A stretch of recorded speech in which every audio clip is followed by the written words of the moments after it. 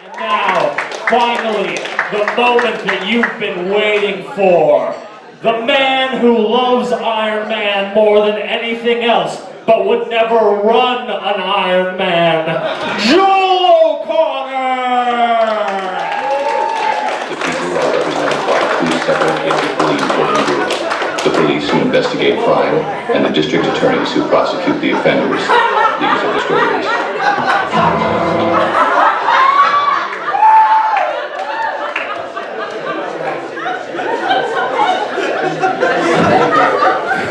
Heard about me. Oh man. You guys ready for this? You guys ready to go on a journey with me? You guys ready to take you on an adventure? Yeah? Oh no, I got a different song for you. Ready? I can show you my balls. Insecurities plenty. Oh yeah, you guys are having some fun. So let's start talking to you. Like Randall mentioned the holidays. I love the holidays. I do. We had Halloween. I love Halloween. It's the one time a year where I can just dress like Marilyn Monroe and get drunk in public and nobody says anything, you know? Usually it's like, you're scaring the kids, get off the playground. Gonna call you Mr. President. Have a Percocet, kid.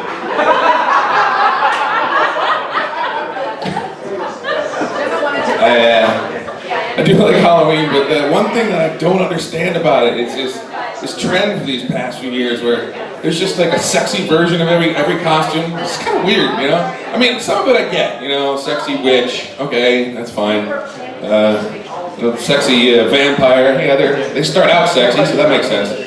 But like, sexy ghost? What the fuck? What's that? I mean, unless it's Brittany Murphy, then I get it. I know, I jerked off to you. She was precious. Gross. But I did see this a while ago, and this is true. I saw a sexy Bert and Ernie costume. Okay? I mean, when did that happen? But they were felt.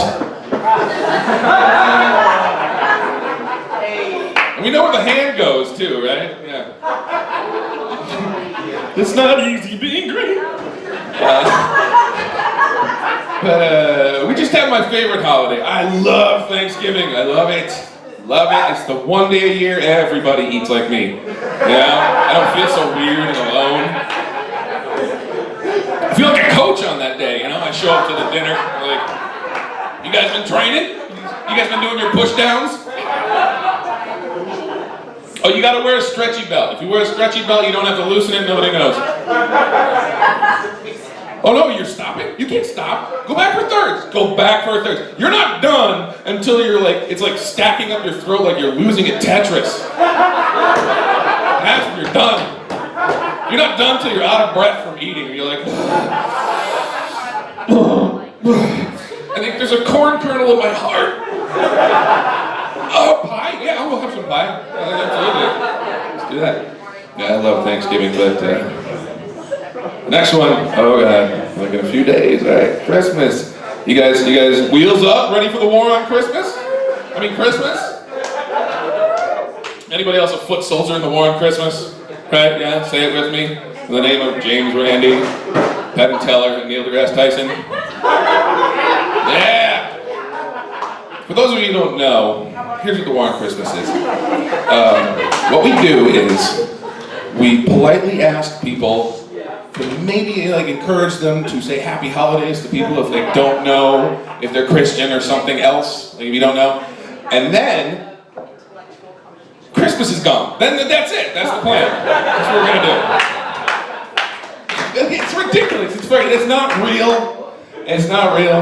Nobody believes it. We're not doing it. Really what's going on is there's a bunch of like Fox News enthusiasts who are just sick of losing. That's what it is. It's a bunch of people who are just like, they're just bummed because they like lost on gay marriage and like Black Lives Matter is gaining traction. They have a black guy in the White House and they're uncomfortable with that. They're like, you can't supersize the McDonald's menu anymore. They're like,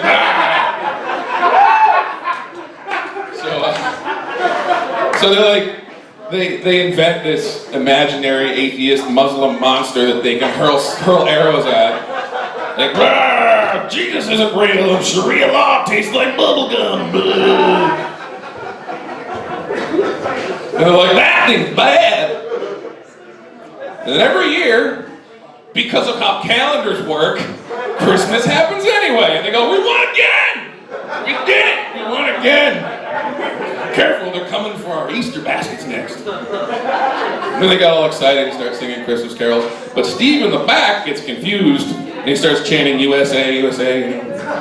So by the end of it, they're like, USA, oh USA, USA.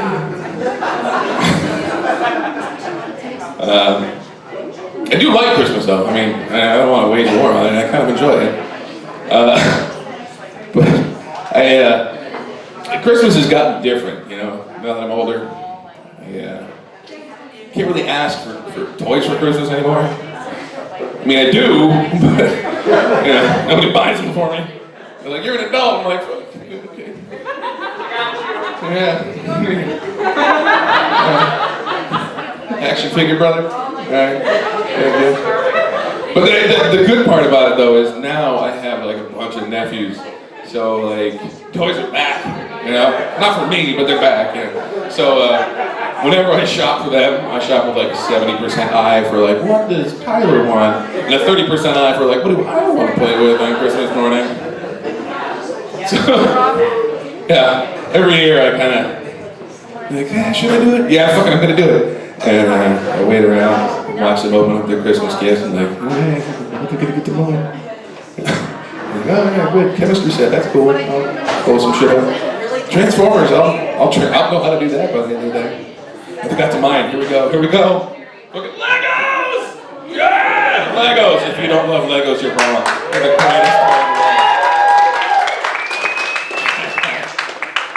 My favorite thing about them though is they open them on Christmas morning and it's like, okay, let's go. Hey buddy, let's play with those Legos. Bring them over here. Yeah. Alright, okay, now give me that long piece, the sixth grade, that one. That one. Move! I got it! Fuck off. By the time we're like getting to dinner, I'm like, Mom, look what Tyler did! Where am I? I'm a pro. I got my notes, right? Oh yeah, that's what it is. It's perfect that I forgot this. The other thing I do at Christmas, and kind of every holiday when my nephews are around, is I get a little too drunk and give them bad advice, you know? Hey buddy, come here. When you get a job and you get your paycheck, make sure you buy the liquor first, then you know how much you have left for food and rent. And get out of here, you little bastard. I recommend to let your mom abort you.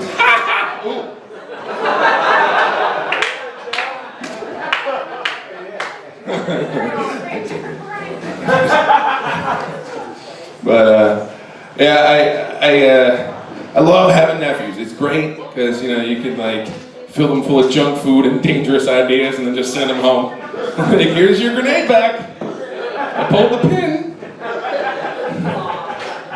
But it's getting a little weird though, because one of my nephews is 17 now, so I'm like, I'm transitioning from like cool Uncle Joel to what the fuck's wrong with Uncle Joel?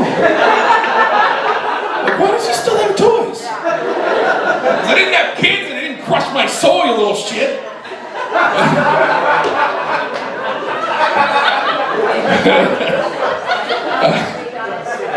Oh yeah, my parents are so I don't have kids, right? So my parents are all disappointed in me. Mom's like, hey, you're being selfish. I'm like, yo. So are you. Just in a different way. I didn't ask to be born, you little bitch.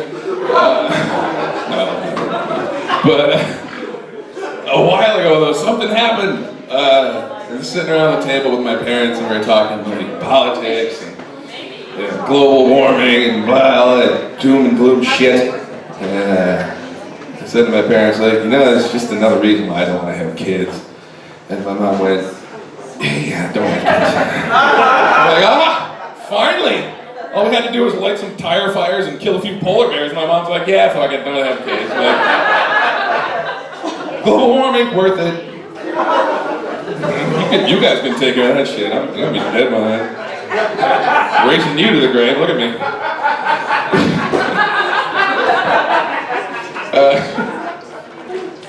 Where was I? Don't go to sleep. Oh yeah, so my sister's the baby factory. Like she's in her fourth. And she just had a baby in July, and babies creep me out. Every baby looks like a shrunken apple head with like a maggot body to me. And it's kind of creepy, gross. And I don't get it when people say like, hey, she's got your mother's eyes and your daddy's earlobes. I don't see it. I don't fucking see it. They all look the same to me. I can't tell the difference. Unless one of the parents is black or Asian, then I can tell which it looks like the mother and the father. I'm like, oh look, he looks like you. High five. All right, good job. Or if they're Asian, I'm like, good job. Not bad. Yeah, my sister's had a baby in July, and I've like touched it like less than a dozen times. I'm like, that okay. They like handed it to me once, and put it in my lap. I'm like, okay. And okay, you know that thing when you're on a highway and you're driving late at night, and like the road's hypnotizing you, and there's nobody else on the road, and you get that weird thought in your head. You're like, if I just jerk the wheel a little bit, like what would happen? It would all be over. I get thoughts like that when I'm holding a baby. When I'm like, you know what I shouldn't do? I shouldn't press my thumb into its soft spot. What the fuck, brain? Why did that thought even enter my brain? Okay, take it away. Take it away. Starting to feel feelings for it too, like, ugh. I don't want one. I don't want to like this.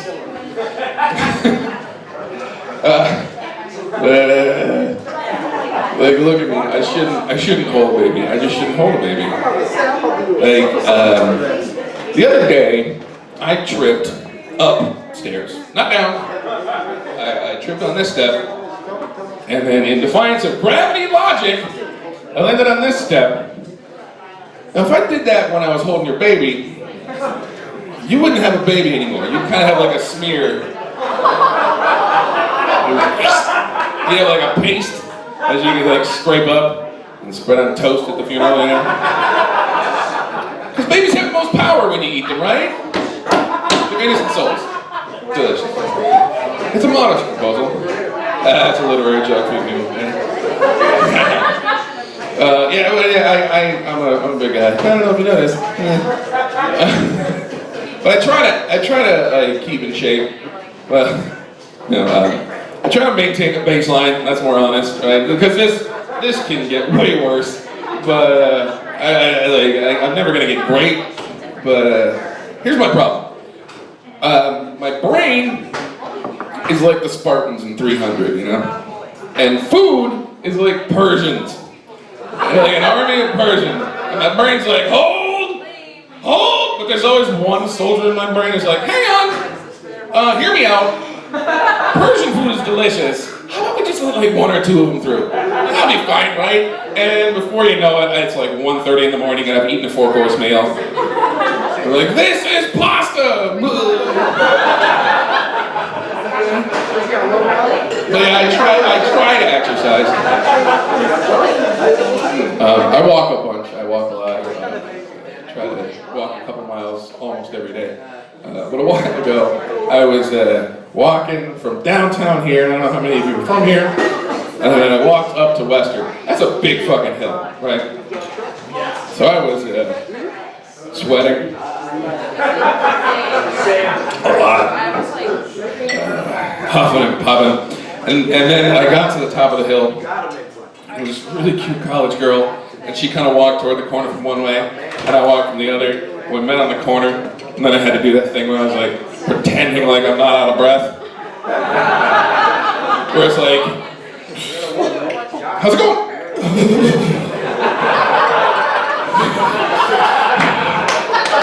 Oh yeah, yep. Oh, this? Oh, that's not sweat. It's raining. Over there. Oh, God, hold me up. And if you have any cake, that would help.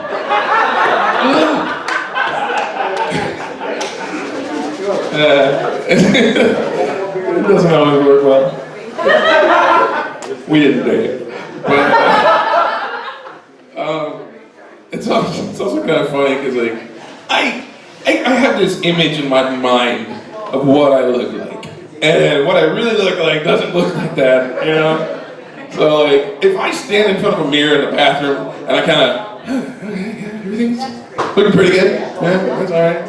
But then I'll be walking downtown and I'll walk by like some glass windows. I'll be like, oh God, oh Jesus. So I have this full-length mirror in my house. So every time I walk by it, I'm like this.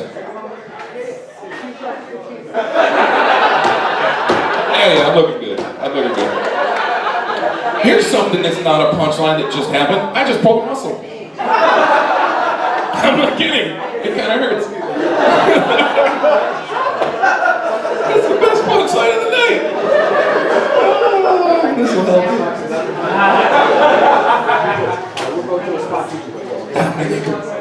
I really hope. Who's going to see Star Wars this weekend? Yeah. Nerds. Have you seen my Star Trek tattoo? Okay. Yeah, I'm also getting older. I recently turned 40. A year and 2 months ago. I'm just gonna keep doing that till I'm like 48. I recently turned 40. Fuck you. I did too. Recently compared to World War II.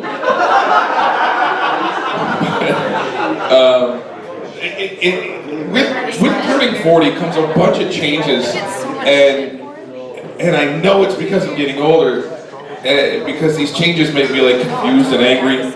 You know, like I went to the eye doctor a while ago, and the eye doctor's like, "Well, you're probably gonna need bifocals one day." And I was like, "Oh, me, you know." And at the time, I was dating a woman who was 14 years younger than me. Yeah, high five. I deserve that. But I knew as soon as I found out I'm gonna need bifocals, I was like, she's gonna make fun of me for being so old. So I went home and I was like, baby, our doctor says I'm probably gonna need bifocals. And she went, oh, Ben Franklin. I was like, oh, okay. Okay. So I was like, I'm gonna get her back. I'm gonna get her back because she's so young. I was like, fuck you. So we're not dating anymore.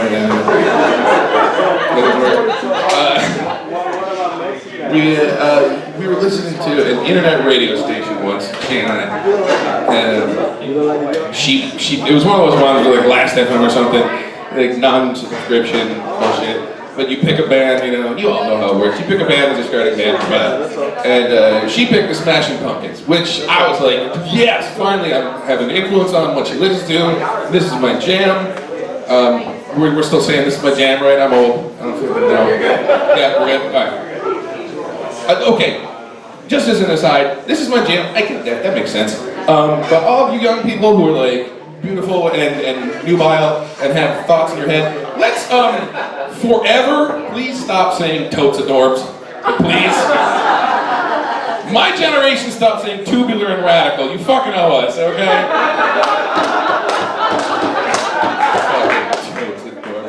But so she picked the Smashing Pumpkins, and I was like, all right, yeah, here we go. That's my jam.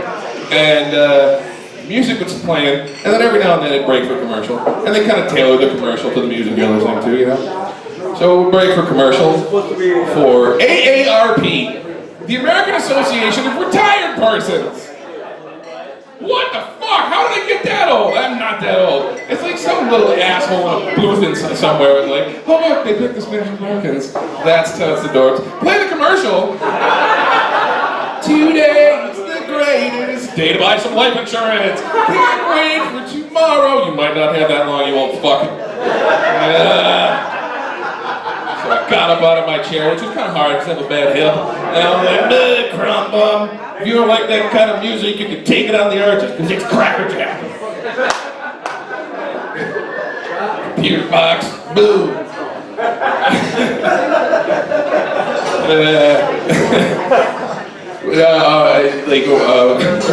Shit. Yeah, oh yeah, music. I love music. Music is important to me. I love music, but I feel like my generation is one of the first generations that's going to be able to look at the music from this generation and say like, what the fuck is this pussy shit? Like it used to be, sex and drugs and rock and roll, and all the old people were like, it's terrible. Now it's like, okay, stop talking about your feelings. Really? Like I think the bands of my generation could physically fight and beat the bands of this generation. Like that's how much I like. Can you imagine a fight between like Mumford & Sons and Rage Against the Machine? Yeah. This is the people of the sun, you fucking pirate shit.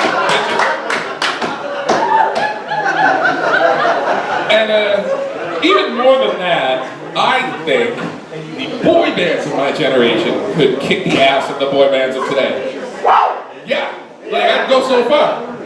Like, can you imagine One Direction fighting New Kids on the Block? Have you seen Donnie Wahlberg recently? He looks hungry. You just gotta like throw the flank steak in the middle, like, go get it, Donnie. Use teeth.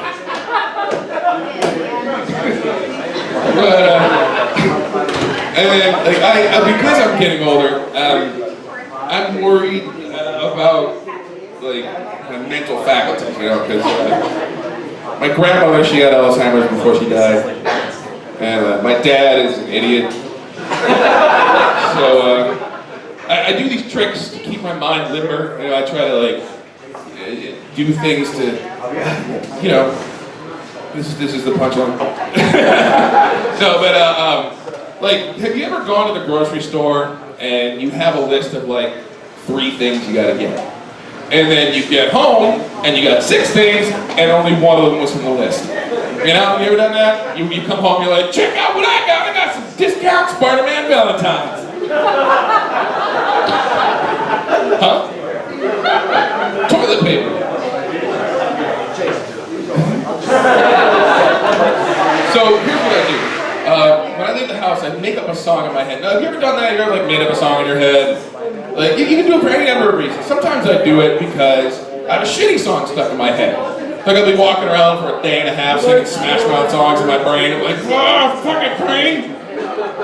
So I make up a song on the spot to just drive it out. Usually it's like farts and butts and butts and farts and farts and tits and butts. Oh, there it goes. But this time, like, I make up a song of the list of things I need, and then I sing it in my head over and over until those things are in my cart. And I have to like start singing from the second I step out, or it'll go away. My mind doesn't have a tight hold on things. So the other day, I made up a song, and this is true. This is how it went. It went. Beans and chicken and tweezers, and beans and chicken and tweezers, and beans and chicken and tweezers, and vitamin B. Yeah, I bingo that shit too. So I'll be walking around in a car and I'll be like, and chicken and tweezers, and chicken and tweezers, chicken and tweezers, vitamin B, and chicken and chicken and vitamin B.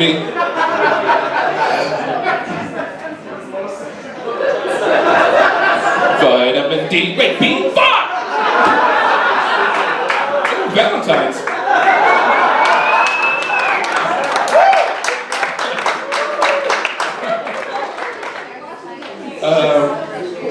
Kind of shifting gears a little bit. A while ago, just recently, about a month and a half, 2 months ago, I kind of inadvertently organized a Planned Parenthood rally. Right? Babies. You already know I hate them, so any reason to just wipe a few more off the planet is fine with me. So yeah, I found out that these anti-choice assholes were coming to town. I have a theory about that, by the way. I just think that maybe They're assholes. That's what it is. Like I didn't get to have fun. I had to raise 6 of them. Like, yeah, I don't have any fun. But anyway, so I just like, oh, you know what, let them get away with this. So I put up the bat signal, the pink bat signal on the internet. Like, let's go counter protest, and we made them leave. It was awesome. But one of the greatest things that happened that day is this anti-choice guy had a sign, and it said, another day, another dollar, another 1,000 babies killed. That's just good math. Like, that's just economic sense. Is that all it takes? 1,000 babies for $1. I mean, sign me up. It's like a volume discount. So how much do I have in my account right now? Let's just wipe out at stake. Sorry, a small village. All right, I'm gonna leave you with one stupid thought. If you find out you're adopted, right? Are you suddenly not into cougars anymore? All right, thank you very much, everybody. My name is Ben Joel.